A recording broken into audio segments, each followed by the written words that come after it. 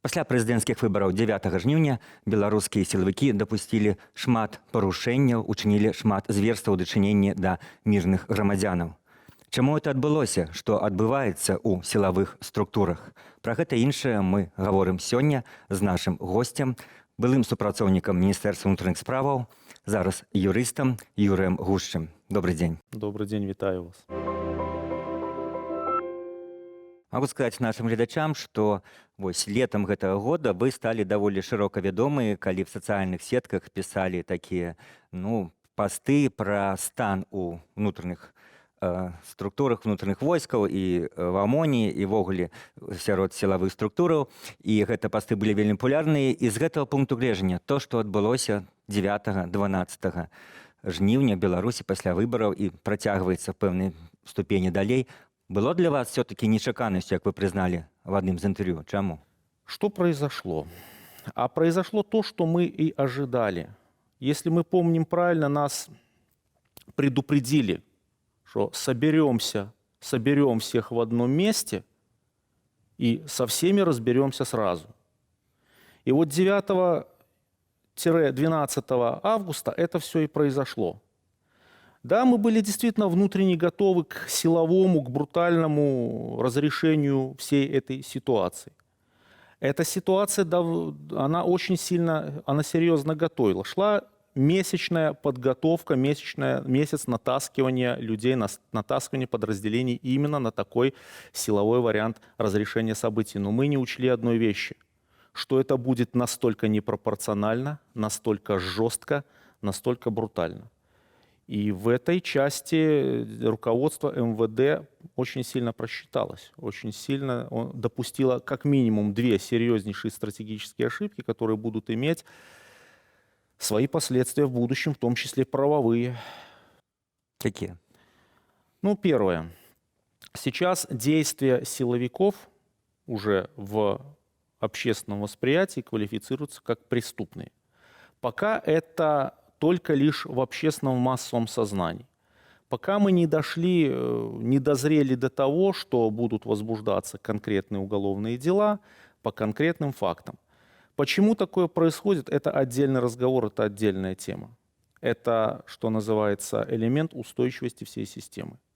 Потому что мы будем откровенны, как только в отношении лиц из числа сотрудников органов внутренних дел будут возбуждаться реальные уголовные дела, посыпется вся система. Мы это себе так яны гэта разумеюць, таму і гэтай справы не ўзбуджаюць. Відаць, самае вышэйшае кіраўніцтва палітычнае дае загад пракуратуры не ўзбуджаць справы, а следчы камітэт, які я, напрыклад, сам хадзіў некалькі разоў, як пацярпелы, ён шараговыя следчыя збіраюць все дадзеныя, апытваюць, все записываюць, але прызнаюцца, мы не ведаем, што вырашыць начальство. Да, это целая система, координируемая с самых верхов. Да, это есть такое. Но опять же говорю, это явление временное, потому что уже задокументировано, зафиксировано и практически доказано, пусть не документально, не формально в документах, но доказаны факты, обстоятельства, составляющие объективную и субъективную стороны деяний. Уже дана, скажем, общественная оценка с позиции норм Уголовного кодекса того, что произошло. А еще самое главное, что и нам предстоит, это иски. Потому что помимо уголовно-правовой оценки будет и гражданско-правовая оценка.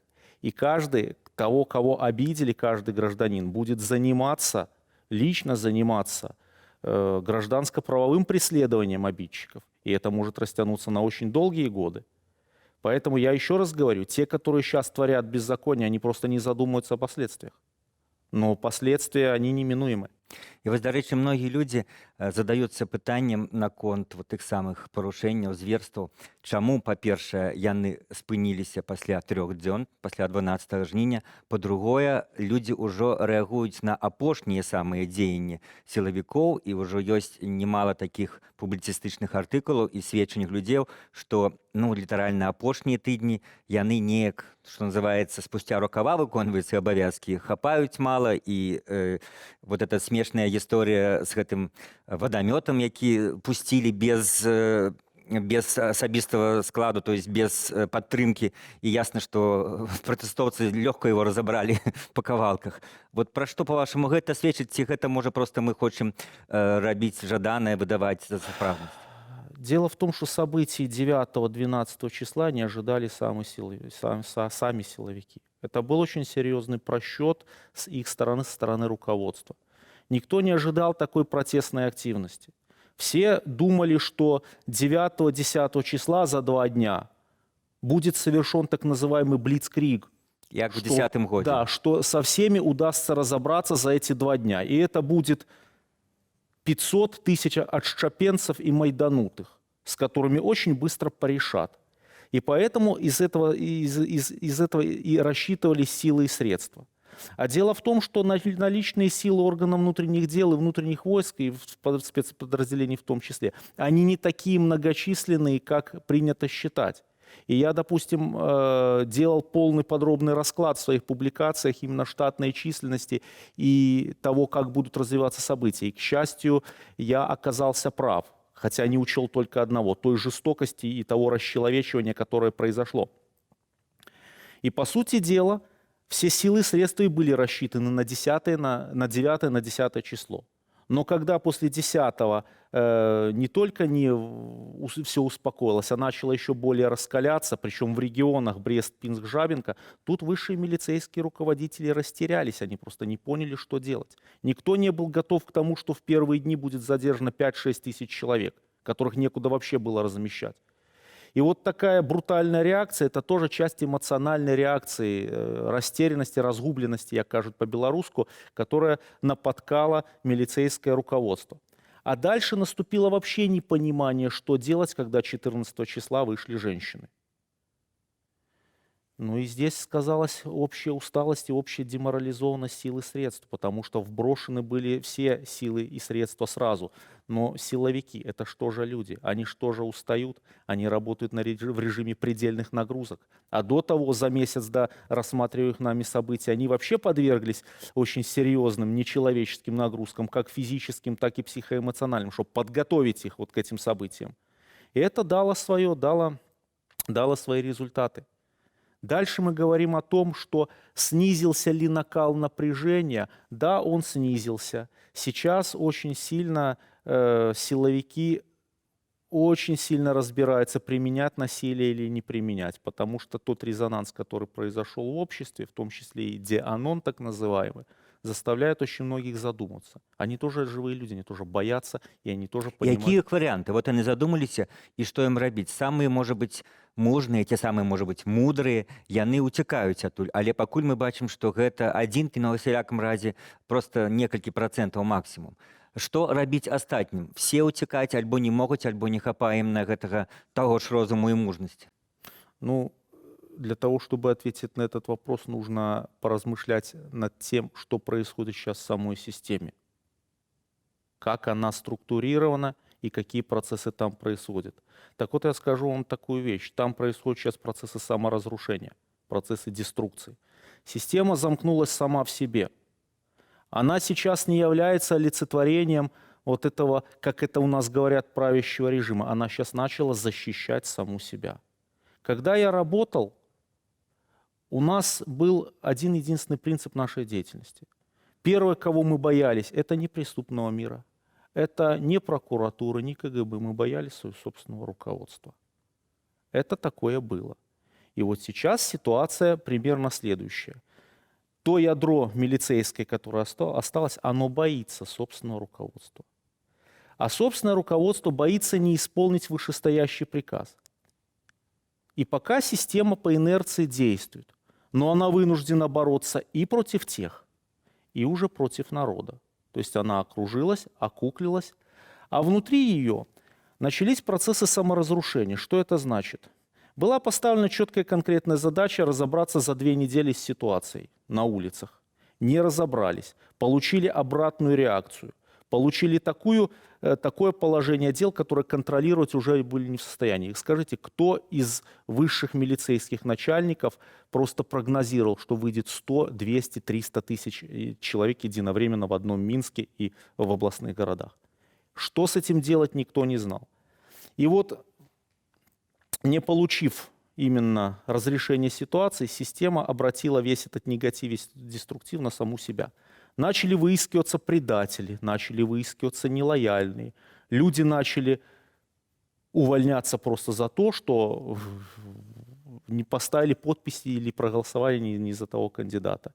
И сейчас тот уровень нервозности, тот уровень вообще неуверенности в завтрашнем дне и в перспективах, оно очень губительно сказывается на морально-психологическом вообще Просто состоянии людзі, якія сотрудников. зараз слухаюць нас, яны, магчыма, з намі пагадзяцца, сістэмы самаразбіраюцца, але асабліва тыя, якія выходзяць кожную нядзелю, яны думаюць, ну калі ўжо пачнуцца нейкія бачныя вынікі гэтага самаразбурэння і што для гэтага лепш зрабіць. Той жа дыанон, які робяць айцішнікі, ці, напрыклад, самая свежая інфармацыя в некаторых тэлеграм-каналах было апытанне, ці вы гатовы да больш радыкальных дзеянняў, ці трэба працягваць мірныя пратэсты. І 30% заявілі, што гатовы да больш радыкальных дзеянняў, а прагаласавала там 100 000.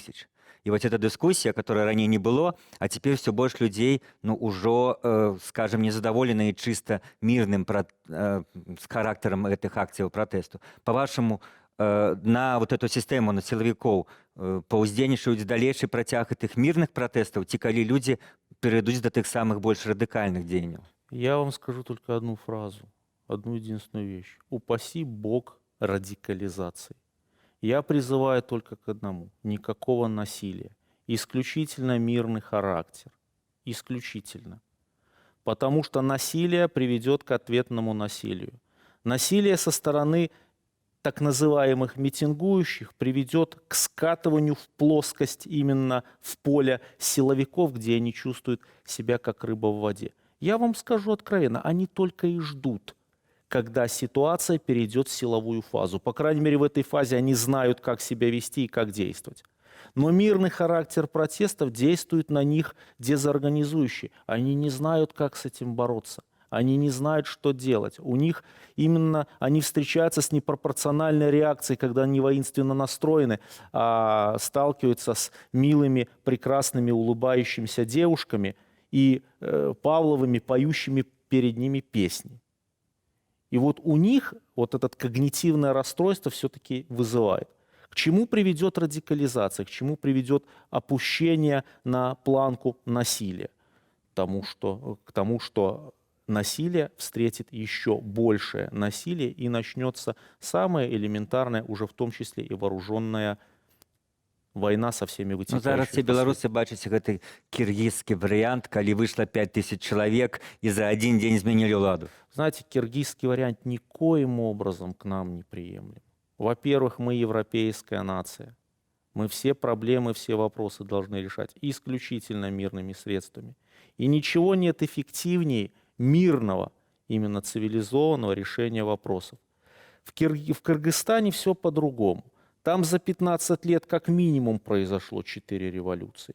И насильственный способ решения подобного вопроса, это у них уже вошло в привычку. Хорошо, они сейчас сменили власть. Что дальше, что завтра? Они прекрасно заживут? Нет. Ни одной копейки инвестиций в страну не пойдет, а страна будет восприниматься как бандитский бантустан, как охлократия, как махновщина.